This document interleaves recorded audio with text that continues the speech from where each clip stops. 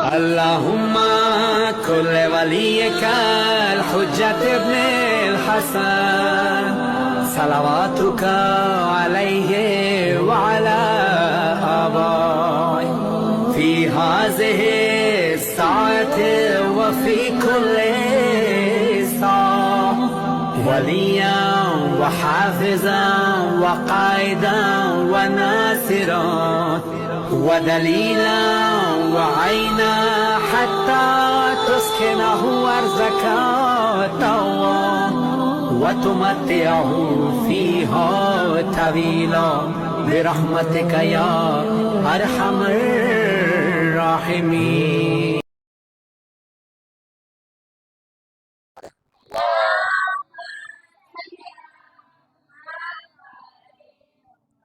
اعوذ باللہ من الشیطان اللعین الرجیم بسم اللہ الرحمن الرحیم الحمدللہ الذی جعلنا من المتمسکین بولایت امیر المؤمنین علی بن ابی طالب علیہ السلام. اما بعد فقد قال اللہ سبحانہ وتعالی فی محکم کتابہ المجید وفرقان الحمید وہو قول الحق. بسم اللہ الرحمن الرحیم. ان الدین عند اللہ الاسلام. صلوات پڑھیں محمد وعلیہ.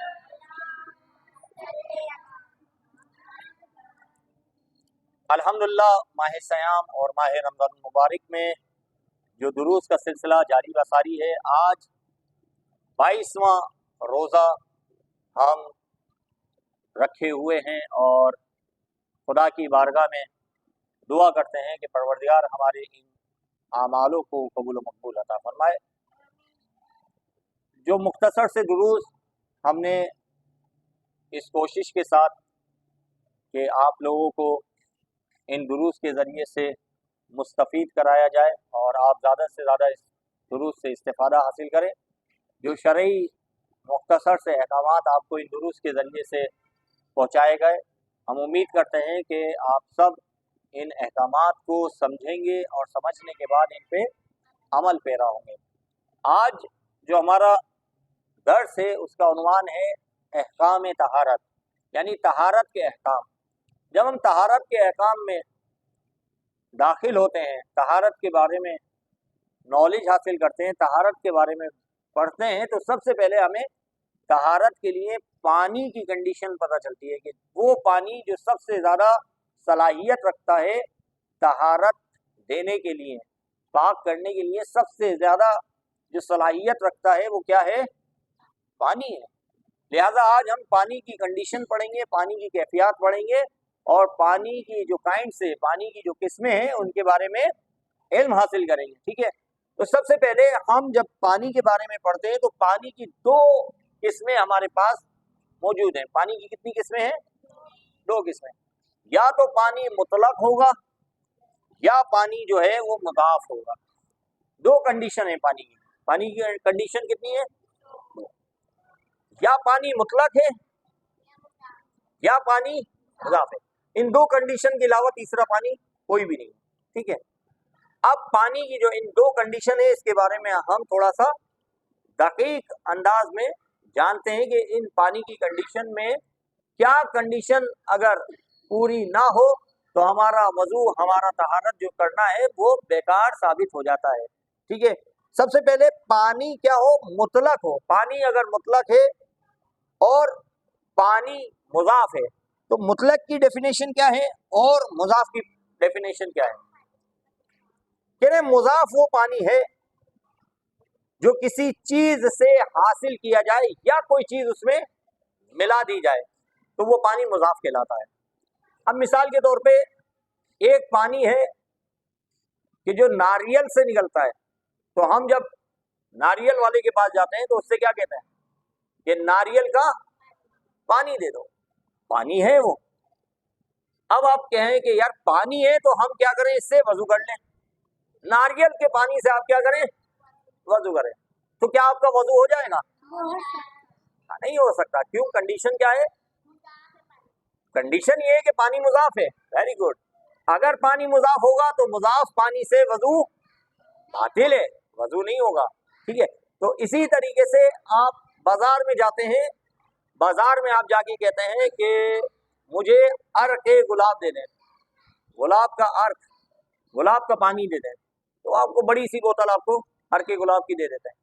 अब हर के गुलाब के, हालांकि खुशबू वाला पानी है, बेहतरीन पानी है, हर के गुलाब है, आप उससे वजू करें तो आपका वजू हो जाएगा? नहीं हो सकता। क्यों नहीं हो सकता? क्योंकि वो खालिस पानी नहीं है, मुतलक पानी नहीं है, वो मुजाफ पानी। और हमने पहले ही दुरूस में आपको बता दिया था कि पानी अगर मुजाफ हो, शराइत वजू अगर आपको याद हो तो शराइत वजू में हमने बताया था कि मुजाफ पानी से अगर कोई वजू करे तो उसका वजू बातिल है। अब आप गए बाजार में, देखा आपने तरबूज का पानी बिक रहा है, तरबूज का पानी है जिसे तरबूज का शरबत भी कहते हैं। आपने कहा यार हम जाके चलो इससे तरबूज के शरबत से, लाल लाल शरबत है, और हम जो है वो गोरे चिट्टे हो जाएं, लाल लाल हो जाएं, अच्छे अच्छे से तरबूज की शरबत से हम वजू करें, तो क्या वजू हो जाएगा? नहीं होगा।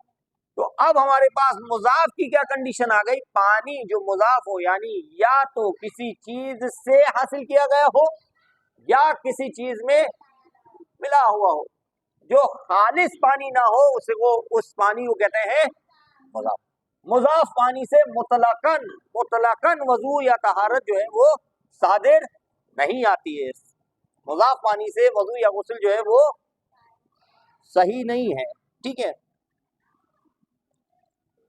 जो किसी दूसरी चीजों से आलूदा हो, मसलन गदला पानी हो, बहुत ज्यादा गदला है, जो इस हद तक मटियाला हो कि फिर इसे पानी ना कहा जा सके। मिसाल के तौर पर एक पानी है आपके पास, जो आप देख रहे, कभी रास्ते में जा रहे होते हैं, वहां पे एक गदला सा पानी होता है, बहुत ज्यादा मटियाला पानी होता है। उसकी क्या कंडीशन है? मट्टी वाला पानी, आपने देखा होगा कहीं ऐसा जखीरा होता है पानी का, वहां मट्टी वाले पानी में क्या होता है कि आप जब उसको उठाते हैं, हाथ में लेते हैं, तो आपको पानी नहीं लगता, ऐसा लगता है बहुत ज्यादा जो है मट्टी है, इसमें बहुत ज्यादा जो है मटियाला पानी है। तो अब उसकी कंडीशन क्या है? आया उस पानी से वजू कर सकते हैं? कहा अगर उस पानी को इतना गदला हो, इतना मटियाला हो, इतना मट्टी वाला हो कि उसको पानी ना कहा जा सके, तो उससे आपका वजू या गुस्ल आपका सही नहीं। इनके अलावा जो भी पानी है जो किसी चीज से ना मिलके बना हो या किसी चीज से हासिल ना किया गया हो, उसके अलावा जो भी पानी है वो पानी आबे मुतलक कहलाता है, मुतलक पानी कहलाता है, ठीक है।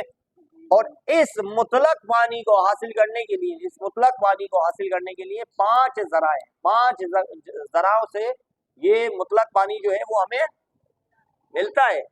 अब वो कंडीशन क्या है, वो कैफियत क्या है, वो मवारिद और वो जगह कहाँ है कि जहाँ पे ये मुतलक पानी मैसर आ सकता है, यानी वो सोर्सेज कि जिससे हमें ये मुतलक पानी मिले, वो कौन कौन से हैं वो हम आपको बताते हैं। सबसे पहली किस्म कुर पानी, यानी ऐसा पानी जिसकी मिकदार 3.5 बालिश हो, कुर पानी कहलाता है। कम से कम उसकी लंबाई चौड़ाई जो है वो 3.5 बालिश, आप हाथ से अपनी बालिश को नापे, 3.5 बालिश जिसकी तूल व अर्ज, लंबाई चौड़ाई हो, उस पानी की मिकदार को कुर पानी कहते हैं, ठीक है। कुर पानी, ये आम आपको समझाने के लिए मिसाल दी, ठीक है।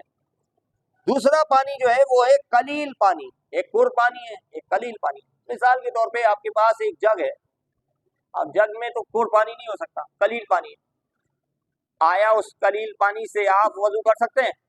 हाँ कर सकते हैं। अगर पानी मुतलक है तो आप उस कलील पानी से क्या कर सकते हैं? वजू कर सकते हैं। वलो कासतुल मा, अगरचे एक गिलास ही पानी क्यों ना हो, आप उससे भी वजू कर सकते हैं, बशर्त ये है कि वो पाक हो, वो मुतलक हो, ठीक है। फिर जारी पानी, बहता हुआ पानी, फिर बारिश का पानी, और 5वीं किस्म जो है वो है कुएं का पानी। अब हम इसको मुख्तसर से तौर पे आपको बताते हैं। हमने आपको कहा कि मुतलक पानी की जो किस्में, जो अकसाम है, वो 5 किस्म की है। 5 किस्म की मुतलक पानी की कितनी क्या है किस्में हैं? पहली क्या है? कुर पानी, पहली क्या है? कुर पानी। दूसरी आपके पास कलील पानी, तीसरा जारी पानी, चौथा बारिश का पानी, और 5वां कुएं का पानी, बैल का पानी, ठीक है, कुएं का पानी। कह रहे आपने जो कुर पानी के बारे में हमें बताया, हम कैसे पता चलें कि ये पानी कुर है या कुर से कम है? तो हम आपको आसान मिसाल दे देते हैं। कह रहे मशहूर कौल की बिना पर कुर इतना पानी है जो ایک ایسے برتن کو بھر دے جس کی لمبائی چوڑائی گہرائی ہر ایک 3.5 بالش، جو ابھی میں نے آپ کو بیان کیا کہ لمبائی ہو چوڑائی ہو، ٹھیک ہے، گہرائی ہو، اس کی کتنی بالش ہو؟ 3.5 بالش. آپ اگر اس کو ناپیں 1 2 3 اینڈ 3.5، یعنی جب آپ 3.5 بالش اس کو ناپیں، چاہے وہ چوڑائی میں ہو، چاہے وہ لمبائی میں ہو، چاہے وہ گہرائی میں ہو، ٹھیک ہے، جب آپ اس کو ناپیں گے اگر وہ 3.5 بالش بنتا ہے، ایسا کوئی مقام ہو، ایسا کوئی حوض ہو، ایسا کوئی تالاب ہو جس میں آپ کا پر پانی آ سکتا ہو 3.5، جس کی طول و عرض جو ہے پیمائش ہو، اس میں آپ پانی کی مقدار اگر بالش کے اعتبار سے ناپیں گے 3.5 اگر ہوتی ہے تو وہ پانی پر پانی کہلائے گا. کیا پانی کہلائے گا؟ پر پانی. اب آپ سے سوال ہو سکتا ہے کہ پر پانی کی آپ مقدار بتائیں کہ پر پانی کتنا ہونا چاہیے، تو آپ بآسانی بول سکتے ہیں جس کی لمبائی چوڑائی گہرائی جو ہے وہ کتنی ہو؟ 3.5 بالش. اس پانی کی مقدار کو کہتے ہیں پر پانی.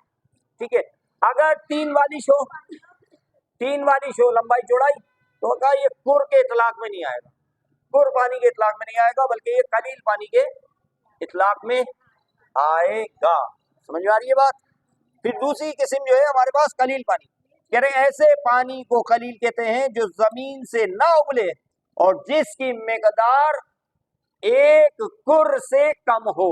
مثال کے طور پہ آپ کہیں جا رہے ہیں اور آپ نے دیکھا کہ پانی جو ہے زمین پہ بہت سارا موجود ہے، اب وہ کسی بھی اعتبار سے پانی رکا ہوا ہے، ٹھیک ہے، اب وہ کر کی مقدار سے کیا ہے؟ کم ہے، تو وہ پانی کیا کہلائے گا؟ قلیل پانی. جاری پانی کسے کہتے ہیں؟ کہتے ہیں جاری پانی وہ ہے جو زمین سے ابلے اور بہتا ہو. مثال کے طور پہ آپ دیکھیں پہاڑوں سے چشمے جاری ہوتے ہیں، چشمے آ رہے ہوتے ہیں، بہتا ہوا پانی آ رہا ہوتا ہے. جو پانی بہتا ہوا آ رہا ہو، جو ابلے، جو زمین سے ابل کے آ رہا ہو، اسے پانی کو کہتے ہیں جاری پانی یا پھر بہنے والا پانی، جاری پانی. ٹھیک ہے، اس پانی کو جیسے چشمے کا پانی وغیرہ جو ہوتا ہے، یہ پانی جو ہے آپ کے لیے طہارت کے لیے آپ کے لیے کافی ہوتا ہے. ٹھیک ہے، پھر چوتھی قسم جو ہے پانی کی وہ ہے بارش کا پانی. بارش کا پانی جو چیز نجس ہو اور عین نجاست اس میں نہ ہو، اس پر جہاں جہاں ایک بار بارش ہو جائے تو وہ پاک ہو جاتی ہے. مثال کے طور پر آپ کی چھت ہے اور آپ کی چھت پہ ہے کارپیٹ. کیا ہے آپ کی چھت پہ جو مثال کے طور پہ تو کوئی دری ہے، کوئی بستر ہے، کوئی پلنگ ہے، کوئی ایسی چیزیں ہیں جس پہ ڈائریکٹلی جو ہے وہ بارش کی بوندیں پڑ رہی ہیں، برسات جو ہے آپ کے ڈائریکٹلی ہو رہی ہے. اگر ایک بار اس پہ بارش پڑتی ہے اور اس پہ کوئی عین نجاست ایسی نہیں ہے جو ظاہری طور پر دکھ رہی ہے، تو وہ ایک بارش میں ہی وہ کیا ہو جاتا ہے؟ پاک ہو جاتا ہے. لیکن اگر بدن اور لباس پر پیشاب کی نجاست سے نجس ہو جائے تو بنا بر احتیاط ان کا 2 بار بارش میں نہانا لازمی ہے، بارش سے تر ہونا لازمی ہے. مگر قالین اور لباس وغیرہ کا نچوڑنا ضروری نہیں ہے. مثال کے طور پہ میں نے ابھی آپ کو مثال دیا کہ اگر آپ کے پاس قالین ہے، اوپر چھت پہ پڑا ہوا ہے نجس سے، اور اس پہ عین نجاست کوئی نہیں ہے، اس پہ ڈائریکٹلی بارش پڑ رہی ہے اور پانی جو ہے وہ بہہ رہا ہے، تو آپ کا قالین جو ہے بغیر اس کو نچوڑے جو ہے وہ کیا ہوگا؟ پاک تصور. اب کہتے ہیں کہ پاک تو ہوگا لیکن بارش سے مراد کوئی بوندا باندی نہیں ہونی چاہیے. ایسے نہیں سمجھے کہ آپ تھوڑی سی دیر بوندا باندی ہوئی اور آپ نے کہا کہ بھائی بارش ہو گئی لہٰذا یہ ہمارا کارپیٹ، ہمارا لباس جو یہ پاک ہو گیا، چلو بھائی پہن لیں. بولا نہیں، بارش سے مراد یہ ہے کہ جسے عام فہم لوگ جو ہیں وہ یہ کہہ سکیں کہ بارش ہوئی ہے، عرف عام میں کیا کہا جا سکے؟ اسے بارش ہوئی ہے. یعنی لوگ کہیں کہ بھائی بوندا باندی نہیں ہوئی، بلکہ کیا ہوئی ہے؟ بارش ہوئی ہے. جس کو بارش کا نام دے سکے. بوندا باندی الگ ہے، یہ تھوڑی سی بوندا باندی ہوئی وہ الگ میٹر ہے، لیکن جسے بارش کا کہا جا سکے اس کے لیے اطلاق ہے کہ اگر اس کے بعد آپ کا کارپیٹ یا کوئی بھی آپ کے لباس وغیرہ بارش میں بھیگ جاتے ہیں اور آپ سے جو ہے وہ پورے تر ہو جاتے ہیں بارش کے بعد، تو وہ پاک تصور کیے جائیں گے. پانچویں قسم جو ہے وہ ہے کنویں کا پانی، یعنی ایک ایسے کنویں کا پانی جو زمین سے ابلتا ہو، اگرچہ اس کی مقدار ایک کڑ سے کم ہو، نجاست پڑنے سے اس وقت تک نجس نہیں ہوگا جب تک اس نجاست سے اس کنویں کے پانی کی رنگ، بو اور ذائقہ تبدیل نہ ہو جائے۔ مثال کے طور پہ ایک کنواں ہے، کنواں پہلے کے دور میں کیا ہوتے تھے؟ کنویں ہوتے تھے۔ کنویں سمجھتے ہیں آپ لوگ؟ کنویں کا پانی، اب اس میں پانی بہت قلیل ہے، بہت کم ہے، ابل رہا ہے، لیکن ہے نچلی سطح پہ، ہے نیچے۔ اب اس میں کوئی نجاست گر گیا ہے، کوئی نجاست اس میں گر گئی، اب کیا کریں؟ بولا نجس ہو گیا، بولا نہیں، اس وقت تک نجس نہیں ہوگا کہ جب تک آپ اس کنویں کے پانی کو اٹھائیں اور سونگیں کہ اس کا جو خوشبو ہے، رنگ، بو اور ذائقہ جو ہے تبدیل تو نہیں ہوا، اس کا کنویں کے پانی کا رنگ تبدیل تو نہیں ہوا، یا اس کو تھوڑا سا چکھیں کہ اس کا ذائقہ تبدیل تو نہیں ہوا، یا اس کی خوشبو سونگیں کہ اس کی جو خوشبو ہے پانی کی وہ تو رنگ، بو، ذائقہ اگر تبدیل ہو جائے تو وہ کنویں کا پانی کیا کہلائے گا؟ نجس کہلائے گا۔ اور اگر جو ہے وہ رنگ، بو، ذائقہ اس پانی کو تبدیل نہ کرے تو وہ کنویں کا پانی کیا کہلائے گا؟ آگ کہلائے گا۔ تو یہ جو پانی کی کیفیات ہیں، یہ جو ہم نے قسمیں، جو مطلق پانی کی قسمیں ہم نے پڑھی، وہ کتنی ہے؟ 5 قسمیں ہیں۔ آپ کو پتا ہونا چاہیے کہ پانی، مطلق پانی کے جو سورسز ہیں وہ کتنے ہیں؟ 5 ہیں۔ وہ کون کون سے ہیں؟ کور پانی کے بعد قلیل پانی، جاری پانی، ہاں، اور بارش کا پانی اور کنویں کا پانی۔